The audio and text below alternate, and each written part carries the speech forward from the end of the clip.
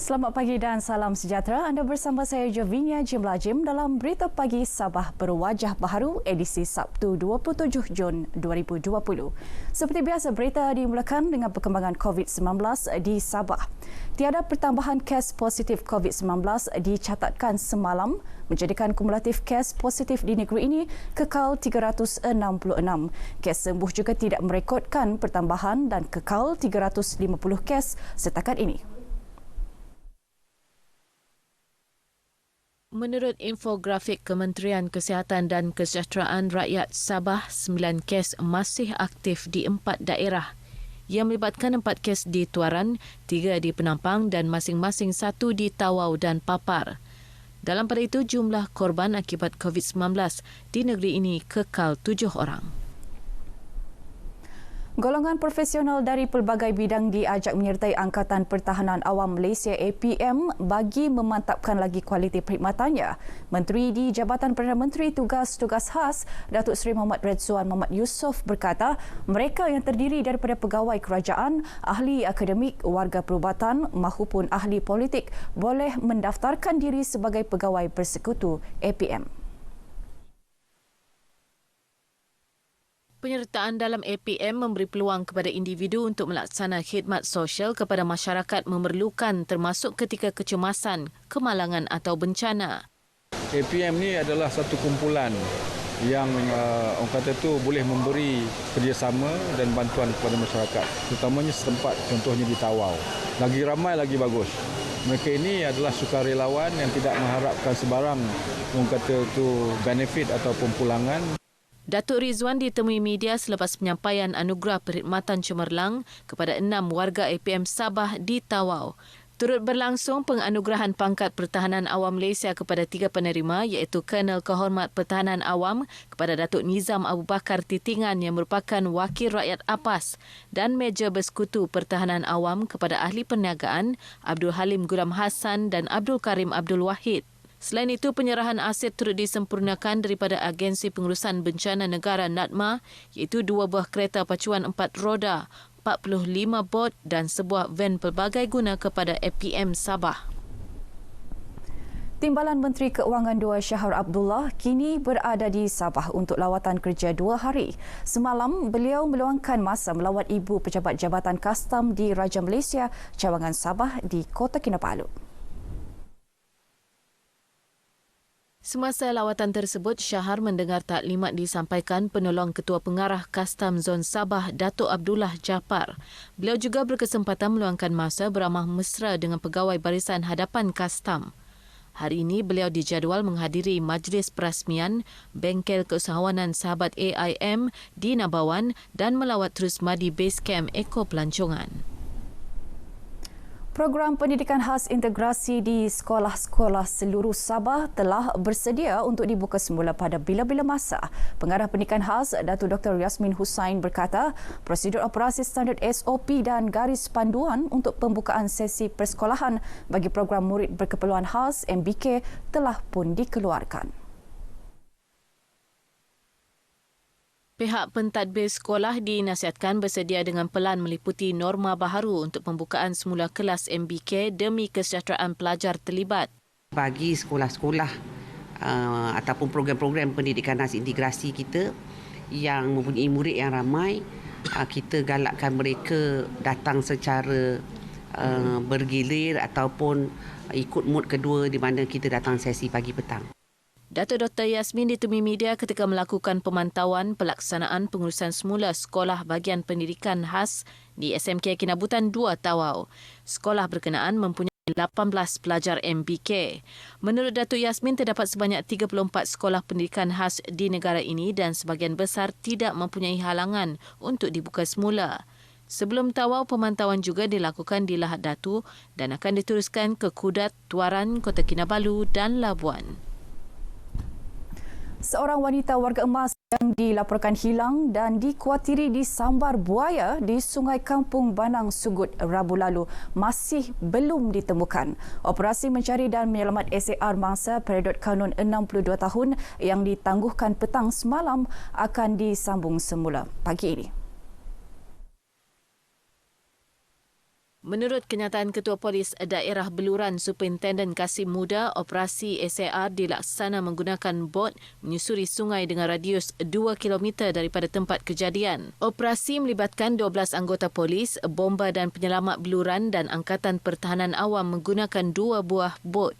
Jabatan Hidupan Liar juga turut membantu dengan memasang pancing untuk mengesan buaya yang disyaki menyerang mangsa. Dalam kejadian kira-kira pukul 6 petang, mangsa dipercayai sedang mandi dan mencuci pakaian bersama anaknya di tebing sungai sebelum disambar buaya. Universiti Teknologi Mara UiTM Cawangan Sabah bakal tampil dengan satu produk untuk mengembangkan bidang pertanian dan perladangan. Ia akan dihasilkan dengan kerjasama sebuah syarikat bumi putera tempatan. Rektor UiTM Cawangan Sabah Dato' Abdul Kadir Roslin berkata produk berasaskan kitosan ini mempunyai manfaat 3 dalam 1 iaitu menjaga tanaman daripada serangga perosak, baja dan menghasilkan tuaian tanaman. Berbanding ketika ini produk kitosan yang ada di pasaran lebih digunakan dalam proses rawatan air. Ini produk yang keluar daripada bahan buangan sebenarnya.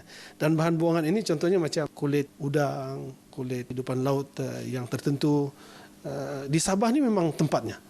Jadi maksudnya bahan mentah tu tersedia dengan mudah dan kos pengeluaran kita akan dapat turunkan lagi dan sudah pasti ini akan merupakan satu potensi yang besar untuk membantu petani dan peladang kita. Dato' Abdul Kadir ditemui pemberita di UiTM Sepanggar.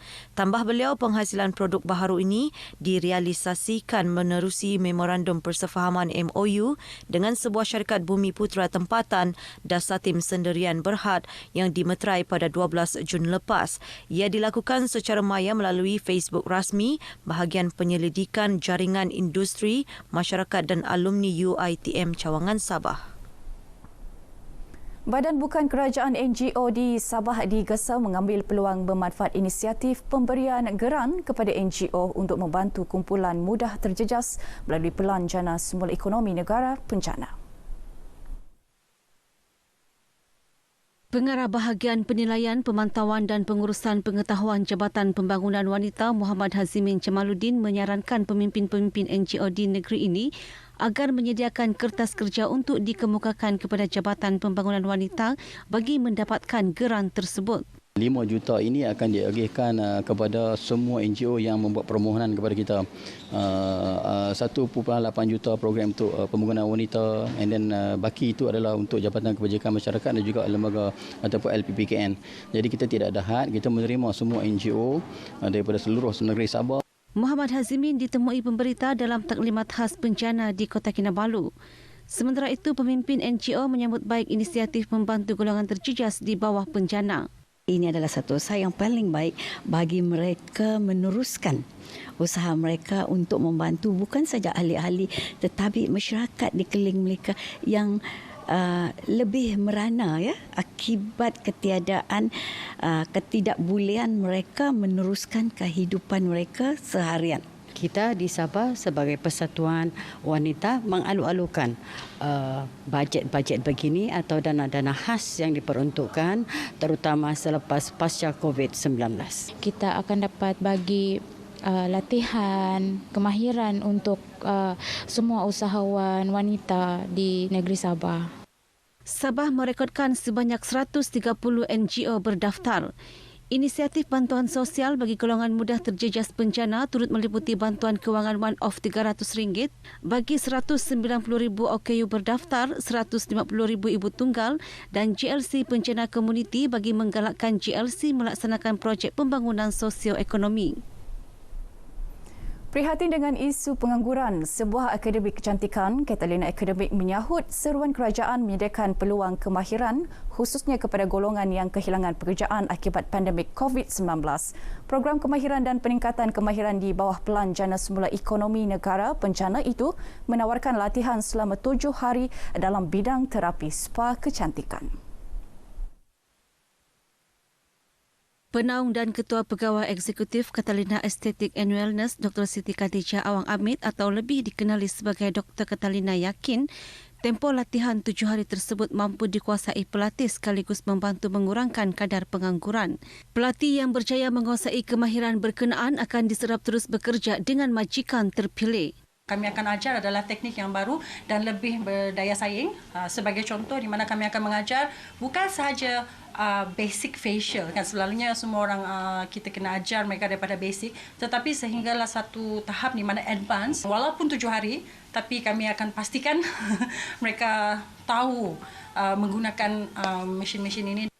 Dr. Catalina menyatakan demikian kepada RTM di Kota Kinabalu.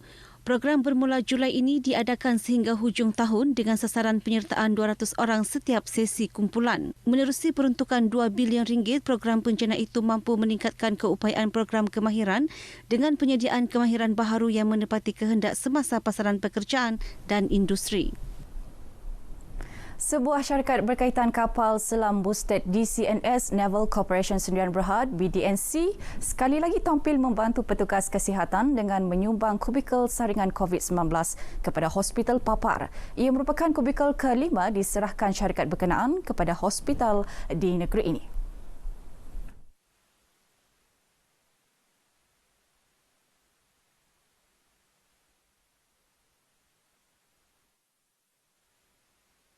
Pengarah Hospital Papar Dr. Norhizan Muhammad Seri berkata, sumbangan berkenaan sangat dialu-alukan kerana diperlukan dalam memutuskan pandemik COVID-19. Pihak hospital juga sangat menghargai sumbangan lain seperti peralatan dan kelengkapan perlindungan diri yang seringkali kekurangan bekalan. Beliau menyatakan demikian ketika majlis penyerahan kubikel saringan tersebut yang bernilai hampir RM10,000 di Hospital Papar. Sementara itu, Ketua Jabatan Kualiti Kesihatan, Keselamatan dan Alam Sekitar BDNC, Sujangi Jaafar berkata, program tanggungjawab sosial korporat CSR ini atas dasar keprihatinan terhadap keselamatan dan kepentingan pasukan hadapan. Sumbangan seumpama akan diteruskan pada masa akan datang melihat keperluan semasa fasiliti kesihatan di negeri ini.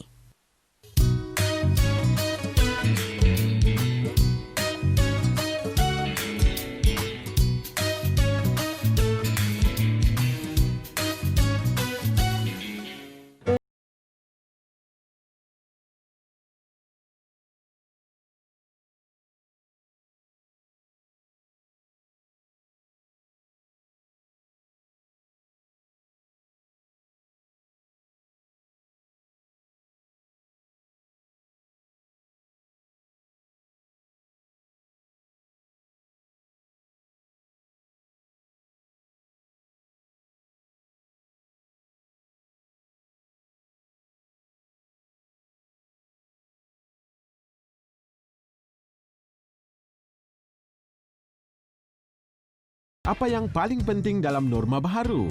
Jaga jarak, jaga jarak, jaga jarak. Mengapa? Penjarakan sosial boleh mengelakkan sentuhan antara satu sama lain.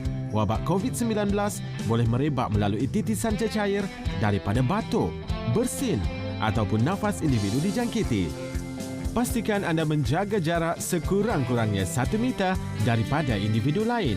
Jika membuat pembayaran di kaunter, gunakan kemudahan elektronik secara PayWave seperti kad kredit, kad debit atau e-wallet. Adakah anda tahu siapa pembawa virus COVID-19?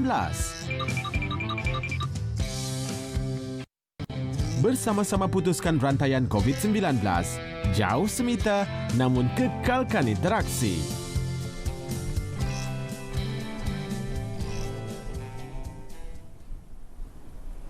Baik, sekian berita pagi Sabah dan saudara berdayakan norma baharu, jaga diri, patuhi arahan pihak.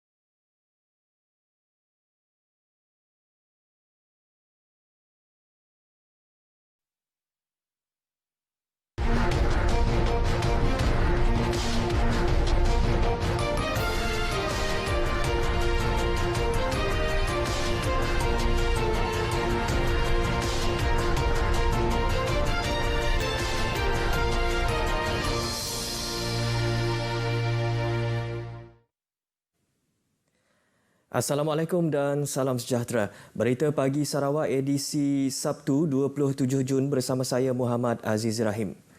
Sebanyak 93 buah sekolah daif di Sarawak akan dinaik taraf menerusi peruntukan pembayaran ansuran pinjaman persekutuan berjumlah RM1 bilion. Menteri Kanan Infrastruktur dan Menteri Kejeraya Datuk Seri Fadilah Yusof berkata dana RM1 bilion tersebut telah dipersetujui menerusi rundingan antara Sarawak dan Kerajaan Persekutuan untuk menaik taraf sekolah daif di Sarawak secara berfasa. Untuk 2020 ni, Sarawak tiada peruntukan daripada Kerajaan Persekutuan. Tapi Sarawak menggunakan peruntukan melalui perundingan antara Kerajaan Negeri dan Kerajaan Persekutuan iaitu sejumlah RM1 bilion tersebut. Dan peruntukan ini Sarawak sudah pun membayar kepada Kerajaan Persekutuan sejumlah RM700 juta. Menurut beliau, daripada jumlah tersebut, RM350 juta telah digunakan untuk pembinaan 41 buah sekolah yang sebahagiannya sedang dalam proses perolehan bagi fasa pertama. Fasa kedua melibatkan 52 sekolah dengan peruntukan RM350 juta yang kini dalam proses pra-tender, manakala baki RM300 juta bagi fasa ketiga pula, katanya jumlah sekolah sedang dimuktamadkan. Menteri itu menyatakan demikian dalam sidang media selepas menghadiri taklimat proses pembinaan sekolah daif di Sarawak oleh Jabatan Kejeraya JKR Sarawak di Kuching. Datuk Seri Fadilah turut meluangkan masa melawat tapak projek pembinaan semula sekolah daif bagi sekolah rendah Grogo di Bau. Sekolah yang dibina pada sekitar tahun 1960-an menggunakan struktur separuh kekal itu mempunyai lebih 200 murid tahun 1 hingga tahun 6 termasuk kanak-kanak prasekolah. Kementerian Pelancongan, Seni dan Budaya Malaysia MOTEK akan bekerjasama dengan setiap negeri dalam menambah baik lokasi-lokasi yang berpotensi menarik kedatangan pelancong. Menurut menterinya Datuk Seri Nancy Shukri, ia melihat kepada sektor pelancongan yang merupakan antara penyumbang dalam kepada keluaran dalam negara kasar iaitu sebanyak 15.3%. Jelas Datuk Seri Nancy, dengan peruntukan di bawah kementeriannya, ia dapat membantu menambah baik industri pelancongan di setiap negeri mengikut keperluan. Oleh itu, beliau mahu setiap negeri mengenal pasti produk pelancongan utama masing-masing yang perlu ditambah baik. Beliau memberitahu pemberita semasa mengadakan lawatan di Seri Gedong Songket yang terletak di Kampung Kancong Baru Gedong, Simunjan. Datuk Nancy juga memaklumkan sebuah bangunan baharu akan dibina bersebelahan Seri Gedong Songket bagi memperkembangkan tenunan songket di bawah Perbadanan Kraf Tangan Malaysia. Seri Gedong Songket diusahakan oleh pengusaha songket Ramtini YT Ramli, 32 tahun, yang menghasilkan pelbagai jenis tenunan songket sekaligus mampu menyediakan peluang pekerjaan kepada golongan muda tempatan. Dalam perkembangan lain, Datuk Seri Nancy Shukri menggesa pengusaha inap desa yang belum berdaftar di bawah Kementerian Pelancongan, Seni dan Budaya Malaysia MOTEK supaya berbuat demikian bagi memudahkan MOTEK menilai keperluan pengusaha inap desa. Pengusaha perlu berdaftar bagi pengoperasian inap desa yang sah untuk mendapat panduan operasi daripada kementerian. Ia perlu dilaporkan. Bila dilaporkan, barulah kita boleh menghantar pegawai untuk membantu, memberi panduan, mencari jalan bagaimana kalau bukan homestay, apa yang boleh panggil. Kalau ianya di dalam keadaan yang begitu tak begitu jauh jaraknya, ada tempat lain tu ada juga mahu mengendalikan homestay. Jadi mungkin boleh diterjemahkan dengan village stay ke, sebab inilah perlu mereka berhubung dengan pihak MOTEK supaya diberi panduan bagaimana untuk mereka beroperasi secara sah. Jelas beliau, kementerian tidak akan bertanggungjawab sekiranya berlaku perkara tidak diingini kepada pelancong yang menginap di inap desa yang tidak sah. Setakat ini di Sarawak sebanyak 44 kluster dan 650 pengusaha inap desa berdaftar di bawah MOTEK. Datuk Seri Nancy menyatakan demikian ketika ditemui pemberita semasa lawatan ke sebuah inap desa yang berkonsepkan tradisi masyarakat Bugis di Kampung Iboi, Sadong Jaya.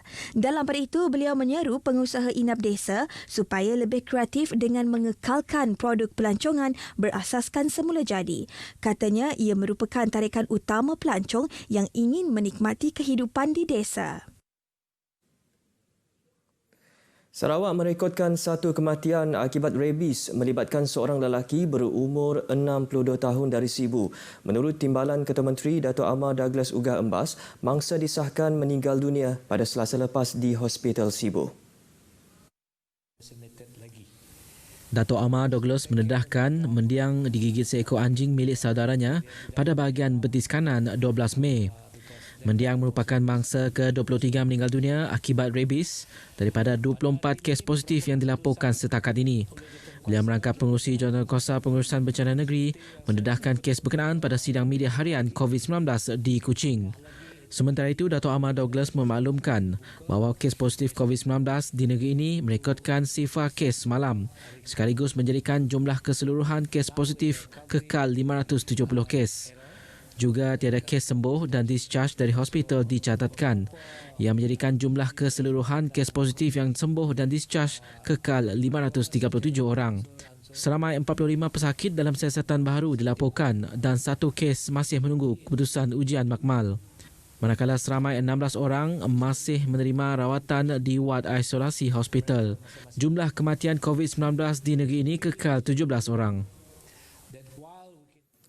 Dalam sidang media sama, Dato' Amar Douglas Ugah Embas turut memaklumkan 7 garis panduan prosedur operasi standard SOP melibatkan beberapa sektor telah diputuskan dalam mesyuarat Jawatankuasa Pengurusan Bencana Negeri yang diadakan semalam.